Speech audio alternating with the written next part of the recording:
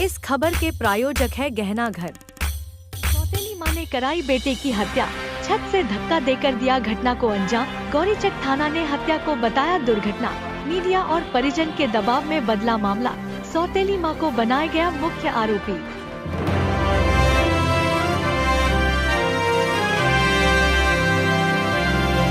पटना के गौरीचक बाजार का है, जहां एक सौतेली मां ने साजिश कर अपने बेटे की हत्या कर दी। मृतक अंजनी कुमार की पत्नी मनोरमा गुप्ता के अनुसार बीते 7 अप्रैल को जब उनके पति छत पर पूजा करने गए, तभी 3-4 लोगों के साथ सौतेली मां अनीता देवी पीछे से छत पर पहुंची। पूजा कर रहे अंजनी कुमार पर किसी धारदार सामान से हमला कर घायल करने के बाद छत से नीचे फेंक दिया, जिससे हत्या के मामला को दुर्घटना दिखाया जा सके। अनिल गुप्ता गहना घर की ओर से अपने ग्राहकों को ढेर सारी हार्दिक शुभकामनाएं इस अक्षय तृतीया के अवसर पर देता हूं। इस अक्षय तृतीया के शुभ अवसर पर हमारे यहाँ तरह तरह के विस्तृत तरह के गहने का रेंज कलेक्शन उपलब्ध है। हम इस शुभ अवसर पर अपने ग्राहकों के लिए आकर्षक, मनमोहक एवं सुंदर डिजाइन लेकर आते हैं। हमारे सभी ग्राहकों को इस दिन का इंतज़ार होता है। इस शुभ अवसर पर हम diamond jewellery, Kundan jewellery, antique jewellery सभी तरह का कलेक्शन कलेक्ट करके रखते हैं। छूट का भी विशेष छूट का प्रावधान होता है। 0% डिडक्शन ऑन गोल्ड, माने सोने में किसी प्रकार की कटौती नहीं। पुराने गोल्ड पे बेस्ट गोल्ड रेट देते हैं, जो न्यूनतम हो, कम से कम। लो मेकिंग चार्ज जो हमारे यहाँ सबसे कम है, करीब करीब पूरे पटना में सबसे कम। ठीक है। प्री बुकिंग की भी सुविधा उपलब्ध है। आप कम से कम राशि से भी आप अपना बुकिंग करा सकते हैं। ठीक है। सोफा पे लेटी हुई तो दुकान से आए थे, नहा धोआ के पूजा करने पड़ गया था। सोफा पे लेटी हुई थी और मुझे ना कुछ बहुत जोर से आवाज़ आई, कुछ मतलब भारी चीज़ गिरने का। हम अपना बालकनी से जाके देखे तो मेरे पति गिरे हुए थे। मैं बका के पूरा नीचे गई चिल्लाते हुए, और उसके बाद हम अपने नज़दीकी नर्सिंग होम में दौड़ के चले गए। उसके बाद 2-4 आदमी इनके बगल का इनको नर्सिंग होम में लाए। वहाँ से फिर रेफर कर दिया गया तो हम लोग फोर्ड हॉस्पिटल गए। वहाँ भी मतलब रेफर कर दिया तो हम लोग NMC में गए, वहाँ उनको भी बहुत कर दिया गया। उसके बाद हम लोग मतलब पोस्टमार्टम का बात किया गया, तो मेरी सौतेली सास जो थी वो मना कर रही थी कि नहीं, मतलब पोस्टमार्टम नहीं करना है। क्यों मना कर रही थी इसमें? लेकिन लड़ाई झगड़ा चल रहा था 10 दिन से। हम लोग उस समय हम होश में नहीं थे, लेकिन हमको इतना याद है वो रो के मतलब पोस्टमार्टम नहीं करने। मेरी सौतेली सास से मेरे पति का लड़ाई झगड़ा चल रहा था। मेरे से भी था, लेकिन मेरे पति से बहुत ज़्यादा था, और उनका कुछ मतलब गलत चीज़ मेरे पति को मालूम चल गया। अवैध सामान के बारे में वो दूसरा मोटरसाइकिल से भी जाती थी, ये सब मालूम पड़।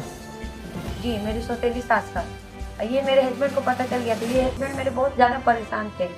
हम लोग इस मैटर को जानते हुए हम लोग CCTV कैमरा भी लगाने के लिए थे, क्योंकि मेरे हस्बैंड और मैं दुकान में रहती थी, मेरे बच्चे स्कूल, तो पीठ पीछे मेरे घर में मेरी मतलब किसी अपना अन्य मर्दाना को भी मेरे घर पे घुस आती थी। ये जानकारी हम लोग को मिला तो हम लोग कैमरा लगाने के लिए भी थे। ये 2 दिन में कैमरा, लेकिन इस मतलब लगाने से पहले ये कांड कर दिया गया। किसी पर संदेह है? हाँ, हमको अपनी सौतेली सास पर पूरा संदेह है। क्या नाम है? अनीता देवी, उसी ने ये कांड करवाया है। इस संदर्भ में आप परिवार पदाधिकारी से मिले सर? हम कल दिन भर दौड़े हैं सर। अब पूरा हम सबके पास रिक्वेस्ट किए हैं कि मतलब हमको न्याय दिलवाइए।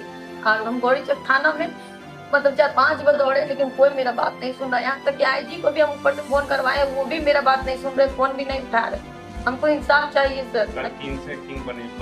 हम पूर्वी SP से मिले सर, वो और IG पास ऑफिस में गए, DD ऑफिस में गए, DSP से भी मिले। सबने राय दिया, हमने फोन करवाया है, कार्रवाई किया जाए। क्या आवेदन में आपने लिखा क्या कार्रवाई? यहाँ पर आवेदन है सर, देखिए यहाँ से हमको मोहर भी मिला है, रिसीविंग मिली हुई है। क्या चाहते क्या? हमको इंसाफ चाहिए सर, कार्रवाई कर मतलब उस पर कार्रवाई किया जाए। मेरी सौतेली सास अनीता देवी, हम उसमें उनकी बहन, उनके मामा, उन लोग का भी हाथ उनको मतलब सब था कि उन लोग इस दायरे में। 10 मिनट के लगभग मेरी बेटी दौड़ती हुई दुकान से आई मेरे घर पे, जो कि माया भवन रोड में हम बनाए हुए हैं। बोली कि डब्लू अंकल जो है छत से गिर गया है, जब उनका जो है माथा फट गया है। तो हम बोले घबराने की बात नहीं, माथा फट गया तो टाका वगैरह पड़ेगा? तो बोले नहीं, बहुत ज्यादा सर फट गया है, जो लगता है नहीं बचेगी। मैं भागते हुए अपने प्रकाश मेडिकल हॉल पे पहुंचा, जहाँ के बगल में नर्सिंग होम है, हेल्थ केयर सेंटर है। वहाँ गया तो देखे कि 2-4 लड़का मिलके मेरे भाई को टांग के लाया है इलाज के लिए। वहाँ जहाँ मैं जैसे ही अंदर गया तो डॉक्टर साहब बोले कि लगता है कि नहीं है, स्पॉट इसका डेथ हो गया है। मैंने देखा कि इसके कान के पीछे गंभीर चोट लगा हुआ था। बाकी तो हमसे हम रह गए तो बोले कि फोर्ड हॉस्पिटल ले जाइए, जो वहाँ सही रहेगा। फोर्ड हॉस्पिटल में जब गया तो वहाँ भी डॉक्टर जवाब दिए। तो उसके बाद मैं NMCH ले गया। NMCH में भी डॉक्टरों ने कहा कि आपका भाई मृत है, जो ऐसा कीजिए, जो इनका पोस्टमार्टम वगैरह कराना पड़ेगा। तो अब मुझे तो उतना केस का एक्सपीरियंस नहीं था, तो वहाँ जो भी थे गाँव भर के लोग बोले थे कि जो लगता है कि बॉल चेंज करने के दरमियान में छत से गिर गया होगा। वो लोग अंदेशा देता है। मैं तो घर पे गया नहीं था जहाँ से अंजनी गिरा था, तो हम उन लोग के कहने पे ही UD केस वहाँ पे हो गया, पोस्टमार्टम भी हुआ। उसके बाद जब हम घर पे आए, जब छोटे भाई के घर पे हम उतरी, उसका काम के लिए उतरी लिए हुए था, उसी के घर पे 9-10 दिन से रह रहा था। तो 2 दिन में ही हमको ज्ञात हुआ कि इस केस में मम्मी का हाथ है। उनका जो एक्टिविटी जो है अति लग रहा था, संदिग्ध लग रहा था। मेरा भाई भी हमसे रमजा के दिन ही बोला था कि भैया जो मम्मी का जो है किसी से अवैध संबंध चल रहा है। देखिए मेरी सौतेली माँ अनीता देवी जो है, उनका अवैध संबंध किसी से चल रहा है, जो बार उनके मोबाइल में रात में फोन आते रहता है, कभी 11 बजे, कभी 12 बजे, कभी 1 बजे। बाइक पर भी किसी के साथ उनको देखा था। तो ये मम्मी से विरोध किया था इस बात का कि हम लोग का जो है इज्जत खराब हो जाएगा, जो आप इस तरह का हरकत क्यों कर रहे हैं। तो बराबर अगजा के दिन से ही लड़ाई झगड़ा चल रहा था, हम लोग के घर में झंझट चल रहा था। लेकिन उस दिन जो है, जो लगता है कि मतलब मेरे भाई को हत्या करने के उद्देश्य से छत से जो है धक्का देके के गिरा दी है। उसका घर में मुसल भी था एक, जो नहीं मिला। हम लोग को अंदेशा है कि उसी से सर पे वार किया गया है, जिससे कि बेहोश होकर नीचे गिरा है। गिरने पर हम अगल बगल के आदमी से भी पता किए तो बोला कि वो जो है जो छटपटाया भी जरा भी नहीं है, और कोई सूद उसका नहीं था। तो हमको लगा कि बेहोशी के हालत में ही गिरा हो। अच्छा, घटना स्थल कितना दूर है थाने से? थाना से बस पीछे वाली है, एक गली है, उसके बाद जो है पिस्तक का घर है, मतलब थाना से जस्ट पीछे। पुलिस गई थी? नहीं, पुलिस नहीं गई थी। पुलिस तो हम लोग 2-3 बार थाना में गए, तो बड़ा बाबू एक बार मुआयना के लिए गए सामने, और उसके बाद कोई कार्रवाई नहीं की। सुनील झा भी जो है केस के आयु है, उनको बहुत फोन किए, लेकिन वो भी रिस्पॉन्स अच्छे ढंग से नहीं दिए। सुनील झा पर किसी तरह का शक? जी, सुनील झा पर भी हम लोग को संदिग्ध लग रहा है उनका एक्टिविटी का। मम्मी के मोबाइल पे जो मोबाइल हम लोग तो जब्त करके रखे थे पास में, उसका मोबाइल पे उन पे 2-3 बार उनका कॉल आया। तो हम लोग थाना में गए तो बोले बड़ा बाबू के देखिए नंबर से कॉल आ रहा है बराबर। तब जो बड़ा बाबू बोले कि हम सर्च करवाते हैं किसका नंबर है, तो पता तब भी सुनील झा बोले कि तो मेरा ही नंबर है जो हम फोन कर रहे थे, जबकि मम्मी का नंबर उसी दिन हम लोग थाना में दिए थे। उससे पहले थाना में हम लोग नहीं दिए थे मम्मी का नंबर। अच्छा, आप क्या इस केस में क्या चाहते हैं? इसमें हम लोग इंसाफ चाहते हैं। जो देखिए मेरे जो था बहुत उधारू लड़का था, पढ़ा लिखा था, दिन रात कमाने पे ध्यान दे रहा था, कोई भी एक्स्ट्रा एक्टिविटी में उसका नहीं था, ना कोई बाजार में किसी से दुश्मनी था उसका, ना किसी से लड़ाई झगड़ा था। वो केवल जो है माँ जो ही षड्यंत्र रच के उसका हत्या की है। क्या इस केस के जांच के लिए कोई आवेदन बढ़िया पदाधिकारी पर? जी, हम लोग गए हुए थे, IG साहब, DIG साहब, सब लोग से हम लोग मिले हैं। सीनियर SP के पूर्वी के यहाँ भी गए थे, तो मेरे सामने ही फोन लगाया गौरीचक थाना में, तो बोले ये लोग की कार्रवाई करेंगे। फिर DSP साहब के यहाँ भी गए तो बोले कि साथ हम लोग खोज रहे हैं, जैसे ही मिलता है तो उस पर कार्रवाई किया जाए। हम मृतक की छोटी बहन है। हम यहाँ आए हुए थे जस्ट इंटीमेटिव के 1 दिन पहले। वो हमको बहुत अच्छे से स्टेशन छोड़ने गए थे। तो जाना सौतेली माँ को भी था, जिनके ऊपर ये पूरा आरोप लगाया जा रहा है, और हम लोग को पूरा शक है कि वही ये हत्या के पीछे है।